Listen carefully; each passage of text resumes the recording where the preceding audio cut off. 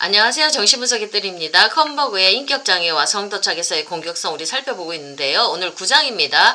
지난주까지는 우리가 유아적 인격을 가진 환자들의 특징과 그들을 어떻게 치료하는지에 대해서 구체적인 사례를 가지고 우리가 살펴봤습니다. 자, 오늘은 마지막 결론 부분인데 그 치료하는 데 있어서 기법적인 특징이 무엇인지에 대해서 간략하게 정리해 놨습니다. 오늘은 그 부분을 한번 정리해서 살펴보도록 하겠습니다. 자, 이 분석 공간에서 유아적 인격을 가진 사람이 이제 오는데 이 사람들과 상담이 진행되는 과정에서 유아적 인격의 가장 놀라운 특징은요. 전이퇴행이 갑자기 이루어진다는 겁니다. 뭔가 징조를 보이지 않고 갑자기 일어나서 이렇게 되면 분석가가 당황스럽지요. 퇴행은 이렇게 명백하게 그쵸 저 사람이 지금 퇴행했다는 게 명백하게 드러나지는 않습니다. 보통은 치료자의 역전이를 통해서 지금 퇴행이 이루어졌구나 하는 것을 발견하게 됩니다. 자, 이 한참 상담이 진행되면 깊게 진행되면 전이가 올라온다고 했습니다. 이 전이에서는 원시적인 관계들이 재현되지요. 무슨 얘기냐면 그 사람 환자가 어렸을 때 경험한 대상관계들 엄마 아빠 경험했던 그 대상관계들 억압되었던 것들이 이렇게 올라오기 시작하면서 분석가와의 관계 속에서 재현되기 시작한다는 겁니다. 자, 이렇게 재현되는 이 원시적 관계는 과거의 어떤 사건들과 과거의 경험들로부터 단절되어졌지요. 차단되어졌습니다. 방어적으로 차단된 형태인데 여기 이제 무의식에서 의식화되어서 살짝 올라오기 시작한다는 겁니다. 자, 이런 것들이 때때로는 심지어 외부 현실로부터도 단절된 모습으로 나타납니다.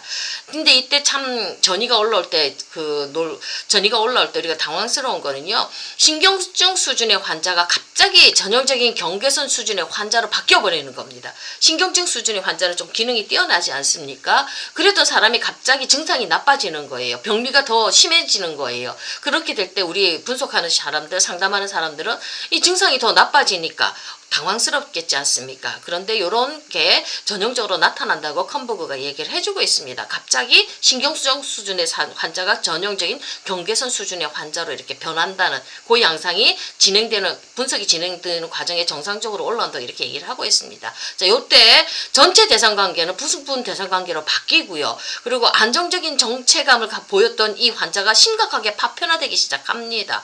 자, 과거와 현재 대상관계를 잘 묘사할 수 있는 사람이 갑자기 묘사가 잘 안 돼요. 혼란스러워하고 잘 정확하게 묘사하는 것들이 잘 안 된다는 얘기입니다. 그러니까 이게 경계선 수준으로 바뀌었기 때문에 그렇게 나오는 거거든요. 자, 이때 현재 분석가와의 관계에서 실현되는 분석가하고 내담자 사이에서 실현되는 이 대상관계를 제외한 모든 의미 있는 대상관계에 관한 의사소통은 왜곡되기 시작합니다. 점점 더 복잡하고 힘든 상황으로 들어갑니다. 자, 이러한 퇴행의 순간에 분석가는 전이에서 환자의 주관적 경험 내용이 전달되는 그런 언어적인 소통 그리고 비언어적인 소통 이 모든 게 희미해지기 시작합니다. 우리는 이제 그 상담이라는 게 언어적인 상담이지 않습니까? 언어를 통해서 의사소통하고 또 비언어적인 그런 행동을 통해서 의사소통을 하는데 이게 모두가 다 희미해진다는 겁니다. 뭔가 부연해지기 시작하고 뭔가 좀 맥이 잘 안 잡히고 그런 상태로 들어가게 됩니다. 오로지 이때는 환자와 분석가 사이에 존재하는 분석적인 공간만 남습니다. 좀 더 깊이 내밀하게 들어간 거거든요. 자, 이 공간에서 환자와 분석가 두 사람만의 이 공간에서 전이와 역전이가 올라오기 시작하는데 이 공간에서 현실적 대상관계와 환상적 대상관계가 모두 실현되기 시작합니다. 자, 환상적 대상관계는 이 사람이 무의식에 억압되었던 그런 원초적인 그런 관계를 얘기하는 거죠. 그 관계가 이미지로 이렇게 만들어져 있거든요. 이런 여기에서 이제 환상적 대상관계가 분석가의 역전에 영향을 끼치기 시작합니다. 무슨 얘기냐면 우리는 자기표상도 있고 대상표상도 있죠. 어렸을 때 엄마하고 경험했던 대상표상, 무서운 엄마에 대한 대상표상도 있고 그리고 그 아이의 엄마한테 무기력하게 당했던 무능한 나, 겁먹은 나에 대한 자기표상들이 있습니다. 요게 분석가한테 그대로 이 관계가 영향을 미친다는 겁니다. 그래서 분석가가 어떤 때는 무서운 엄마, 화내는 엄마가 되기도 하고요. 어떤 때는 또 꼼짝없이 무능력한 분석가의 모습, 분석가가 그런 역전이를 느끼기 시작합니다. 자, 요런 환상적인 대상관계가 분석가 역전이에게 그대로 영향을 끼쳐서 분석가가 그것을 경험해내는 거거든요. 자, 이렇게 분석가 그 사람은 내담자는 전이를 시키고 분석가는 역전이를 느끼면서 이 안에서 무의식적인 의사소통이 일어나기 시작을 합니다. 그러니까 언어적인 거 비언어적인 차원의 의사소통이 아니라 좀 더 깊은 차원에서 의사소통이 이제 서서히 일어나기 시작합니다. 자, 이때 분석가는 환자의 의사소통 방식을 지적인 방식으로 인위적으로 구성해서는 안 된다고 얘기를 합니다. 급하게 해석해서는 안 된다는 얘기죠. 불안하니까 우리 분석가도 이 혼돈스러운 상태를 빨리 정리하고 싶어서 해석하고 싶은데 이걸 발생각적인 것, 네가 원초적인 너희 엄마의 경험이 이래서 이게 이렇게 올라오는 거야. 빨리 해석하고 정리하고 싶은데 그렇게 해서는 안 된다고 컴버그가 얘기를 합니다. 이 환자는 이때 치료자가 이렇게 성급한 해석을 하면 그걸 무의식적인 침범이라고 해석을 해서 다시 무의식 깊은 곳으로 중요한 주제들이 무의식 깊은 곳으로 이제 다시 또 숨겨지게 된다고 하기 때문에 치료가 더 깊이 진행이 안 되어졌죠. 거기서 드랍이 돼버리거든요. 그래서 빨리 성급하게 해석하지 마라. 발생학적인 그 요인하고 연결시키지 마라. 이렇게 컴버그 선생님이 얘기를 하고 있습니다. 자, 퇴행 상태에서 느껴지는 분석과 역전을 보면요. 매우 미묘하면서도 매우 극적인 형태로 역전이가 느껴집니다. 환자는 말을 하는데 그의 이야기가 깊이가 없다고 느껴지고 무미건조하고 재미가 없습니다. 그리고 어떤 때는 나도 퇴행해서 나도 철수해버리고 싶은 그런 마음들도 들어가거든요. 자, 환자의 무의식적 과정에 대한 과거에 획득한 지식을 가지고 더 깊은 수준의 의미를 파악해보려고 노력하지만 이상하게 잘 안 돼요. 이게 해석이 잘 안 돼요. 이 노력은 이상한 혼란만을 일으키고요. 오히려 사태를 파악하려는 분석가의 노력이 뭔가 방해가 되고요. 뭔가 응집이 안 되고 혼란스러운 상태로 분석가도 들어가기 시작합니다. 자, 결국 마지막으로 나타나는 주제는요. 이렇게 혼란스러운 상태로 분석가도 들어갔죠.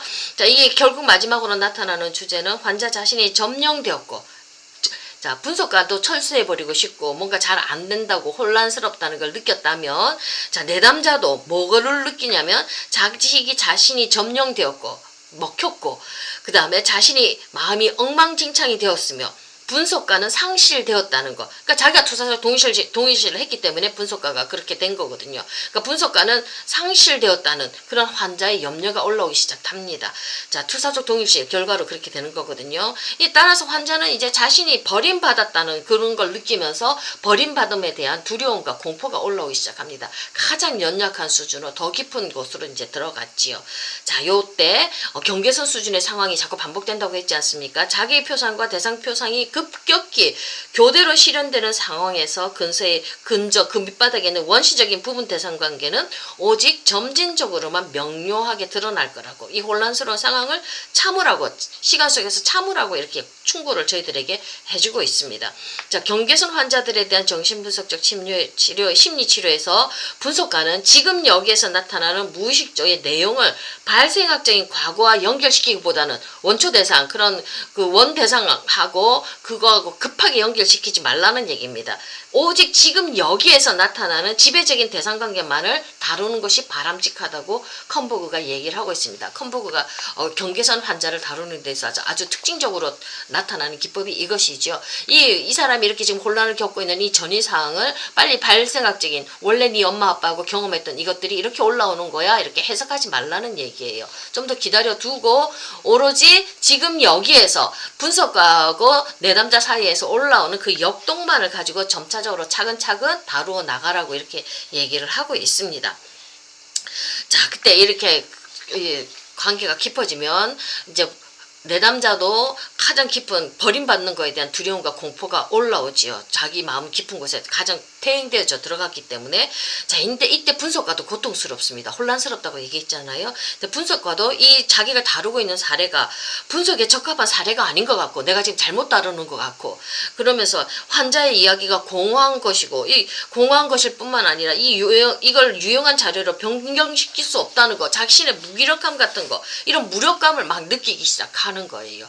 그래서 이걸 이 환자 감당하지 않고 이렇게 철수하고 싶은 그런 마음들이 막 올라오기 시작합니다. 나는 자격이 없다 생각하고 무력감이 올라와서 이 환자를 어떻게 치료해낼 수 없을 것 같다는 그런 무력감들이 막 올라오기 시작합니다.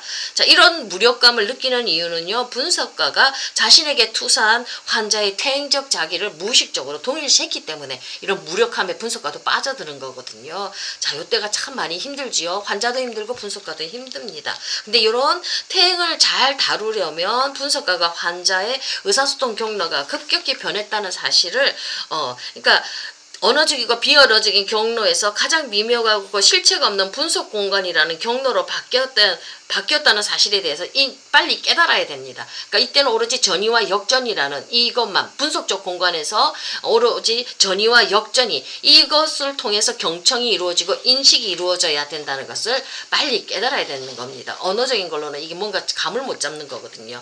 자, 이 관계에서 분석가가 하고 내담자는 이렇게 함축적이지만 어떤 깊은 변함없는 관계를 가지게 되지요. 자, 이 공간에서 의사소통은 분석 공간에서 이 의사소통은 무엇보다도 이제 분석가의 역전을 통해서 이제 느껴지는 겁니다. 자, 이 역전을 우리 분석가는 참 고통스럽지만 참고 견뎌야 된다고 이렇게 얘기를 하고 있습니다. 역전이 문제로 이 공간에서 분석적 공간에서의 상황을 이해하지 못하고 혼란스러움 속에서 같이 빠져들어가는 거거든요. 이게 오랜 시간 이 혼란스러운 상태가 오랜 시간 갈 수 있기 때문에 분석가는 인내하고 참고 버텨야 된다고 이렇게 우리 컨버그 선생님이 저희들에게 충고를 해주고 있고요. 자, 이게 이 속에서 내 역전이가 무엇인지 분석가가 자기 분석을 해야 된다는 겁니다. 이 자신의 갈등에서 온 것인지 나의 어떤 주관적인 경험에서 해결되지 못한 문제가 이게 역전에서 올라오는 건지 이게 환자의 의사소통이 갖는 성질의 변화 이런 것들로 퇴행돼서 와서 환자가 나에게 투사적 동의실을 던져서 이렇게 역전이를 느끼는 것인지 요거 내 건지 분석가가 나의 문제인지 내담자의 문제인지 이거를 분석을 해내야 된다는 겁니다. 자기 역전이 분석으로 들어가야 된다는 얘기죠. 자, 퇴행적 전이를 수반하는 이런 재구성, 이제 퇴행적 전이가 올라왔으면 또다시 이렇게 우리가 그 속에서 우리 제대로 잘 분석한 다음에 요걸 다시 재구성해야지 치료가 완성이 되어지지 않습니까? 자, 지금 여기에서 나타나는 무의식적 의미에 대해서 충분히 오랜 시간 동안 무시간적인 분석을 견디고 그런 무시간적인 분석을 행하고 있을 때만이 퇴행적 전이를 수반해서 오는 어떤 관계에 대해서 새로운 것들, 새로운 재구성이 가능하다고 이렇게 얘기를 하고 있습니다. 그러니까 지금 여기에서 나타나는 무의식적 의미에 대해서 충분히 안 다음에 그 다음에 원초적인 관계하고 연결시키는 것, 발생학적인 관계하고 연결시키는 것을 해라고 번번이 계속 반복해서 얘기를 하고 있습니다.